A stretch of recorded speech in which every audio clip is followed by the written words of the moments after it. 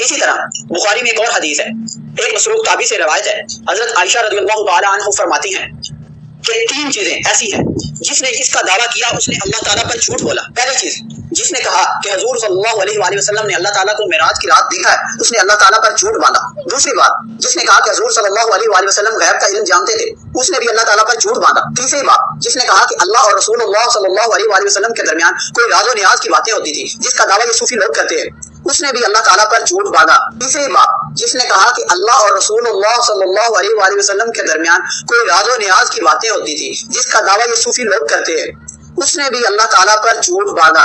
ان واضح آیات اور حدیث کے بعد اگر کوئی کہتا ہے کہ حضور صلی اللہ علیہ وآلہ وسلم غیب کا علم جانتے تھے تو اس کی عقل پر افسوس ہی کیا جا سکتا ہے۔ پہلی بات، جس نے یہ کہا کہ رسول اللہ صلی اللہ علیہ وسلم نے اللہ کو معراج کی رات دیکھا، اس نے اللہ پر جھوٹ باندھا۔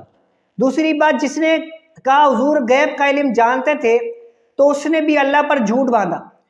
تیسری بات، وہ جو لڑکا کہہ رہا تھا کہ جس نے کہا کہ اللہ اور اس کے رسول کے درمیان کوئی راز و نیاز کی باتیں ہوتی تھی، جس کا دعویٰ صوفی لوگ کرتے ہیں، تو اس نے اللہ پر جھوٹ باندھا۔ اب یہ جو تیسری بات اس نے کی، یہ بخاری میں یہ کہاں ہے؟ یہ بات بخاری کے اندر تو موجود ہی نہیں ہے، یہ اپنی طرف سے اس نے بات پیش کی ہے۔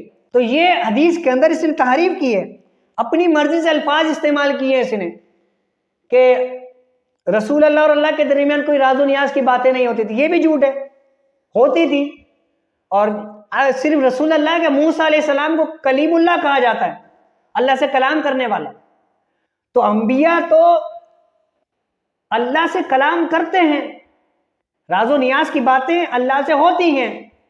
اس پر کئی روایات میں پیش کر سکتا ہوں، لیکن ویڈیو طویل ہو جائے گی۔ بہرحال یہ جو حضرت عائشہ صدیقہ رضی اللہ تعالیٰ عنہ کے حوالے سے آپ نے روایت پیش کی ہے، اولاً یہ آپ کے خود کے موقف کے خلاف ہے۔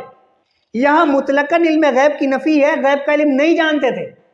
آپ خود کہہ رہے ہیں کہ حضور صلی اللہ علیہ وسلم کو اللہ نے غیب پر مطلع فرمایا ہے، اور قرآن کہتا ہے وَمَا هُوَ عَلَى الْغَيْبِ بِضَنِينٍ۔